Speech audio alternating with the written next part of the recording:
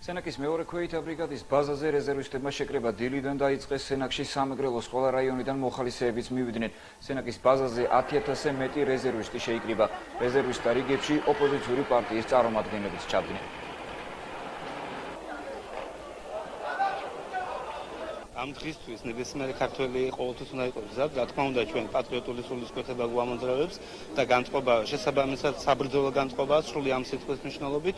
ანუ ეს დღე ყველა ვემბლობდებით პრინციპში ამ დღეს და ბედნიერები ვართ რომ ჩვენ ვასრულებთ იმ დავალებას რაც არის ქვეყნის განთლიანების პროცესი. ყველა რეზერვისტები მთელი ბატალიონის პირადი შემადგენლობა ყველანი მივდივართ კარგი განწყობილებით. ყველანი მივდივართ ვაჟკაცური განწყობილებით. ყველას სურს რომ ჩვენი საკუთარი მიწაწყლისათვის ავიღოთ იარაღი და ჩვენი საკუთარი მიწაწყალი დავიცვათ. რა თქმა უნდა ეს სავალდებულო არის, ეს არის ჩვენი ვალი არის, ბიჭებს ახალგაზრდები ვართ, ვაჟკაცი ბიჭები ვართ, ქართველები და ჩვენი ვალია რომ წამოვიდეთ და ჩვენი ვალი მოვიხადოთ. ეს იქნება საქართველოს წინაშე და ჩვენი კაცური ვალიცაა რა თქმა უნდა.